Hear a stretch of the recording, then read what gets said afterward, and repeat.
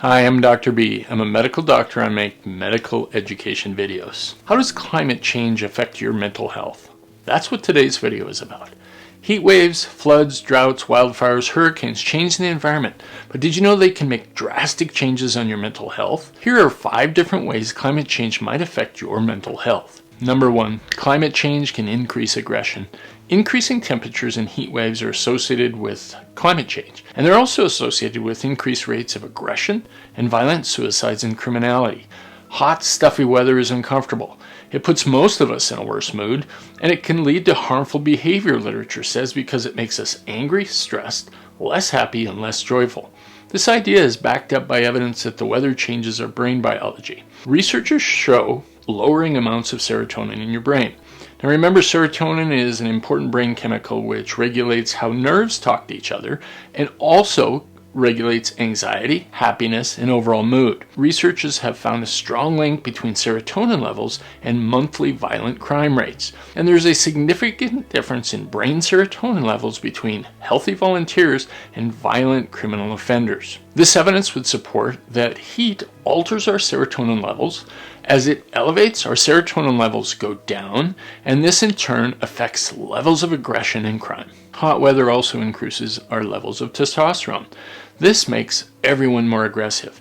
For example, in the United States, there is a higher level of sexual and domestic violence against partners during the summer months compared with the winter. And in major U.S. cities, for every 5-degree temperature rise in daily temperature, sexual offenses increase by 4.5% in the 8 days following that temperature elevation. Now, these findings aren't limited to the United States. In South Africa, there's evidence that for every degree that the temperature goes up, there is a 4.5% increase in murders. Even social movements, normally peaceful, protests and marches can turn violent, and this violence can be linked to temperature and weather.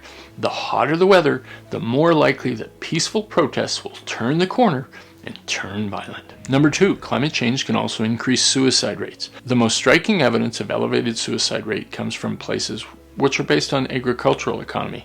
And there's a remarkable study out of India that looked at 47 years of suicide records, correlated this with climate data and temperatures, and found a significantly increased suicide rate. This suicide rate interestingly occurred during the growing season when the heat reduced crop yields. And looking at this data, it was estimated that the warming temperatures over the last 30 years are responsible for about 59,000 suicides throughout India. Now, data from other countries like Finland support this, where research has shown that 60% of their suicide changes over the last decades are likely related to temperature changes. There's a recent study out of Stanford that estimated an additional 21,000 suicides in the coming years in the United States and Mexico from a single-degree rise in temperature per month over time. Climate change can also cause new or worsen pre-existing mental illness. Following disasters like hurricanes and floods, heat waves and wildfires, people with no history of mental illness experience a phenomenon known as common reactions to abnormal events.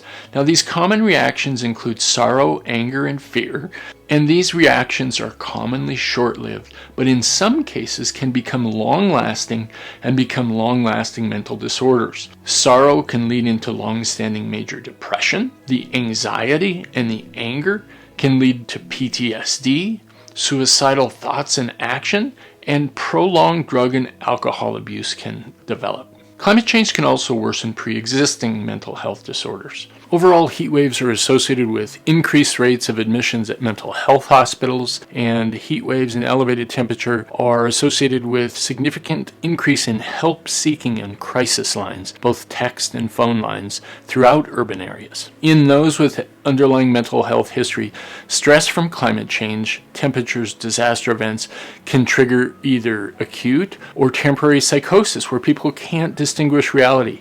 They can cause relapse of episodes of bipolar if that's currently under control. And those with obsessive compulsive disorder can experience new obsessions and compulsions directly aligned with climate change concerns, particularly about electricity and water and gas wastage and use, and can include fear of pets dying of drought, and new compulsions that include checking and rechecking pet water bowls. People taking psychiatric medications are in particular at risk from elevated heat because medications that are used for things like schizophrenia and some anti-anxiety medications interfere with the body's ability to regulate temperature and sometimes even elevate the body's temperature. So these individuals are at significantly increased risk of heat stroke and death as a result of these high temperatures. Number 4, climate change can induce PTSD. Now, disasters commonly associated with climate change can lead to post-traumatic stress disorder with typical flashbacks of the events, increased anxiety, avoidance of any activity, place, or person that triggers the memory of the traumatic event. And in many cases, these symptoms of PTSD can have a delayed onset, months to years after the experience of the threatening disaster situation. And this can cause significant impairment in quality of life and significant subjective distress for a patient. And finally, number 5, climate change causes an increased death rate or mortality among those with pre-existing mental health disorders. There's good evidence that climate change increases death rates across all ages, nationalities, and in many, many countries. Data from the United States, Italy, Sweden, China, and England, which includes older people with psychosis and dementia, young people, especially those with pre-existing substance use disorders and drug and alcohol abuse, and almost any age group with pre-existing psychiatric disorders, especially women. They all have an elevated death rate from the events that occur from climate change. That's how climate change affects mental health. Thanks for watching. If you enjoyed this video, click on these videos on adult ADHD, or this one on how social isolation changes your brain and body. And please don't forget to hit subscribe.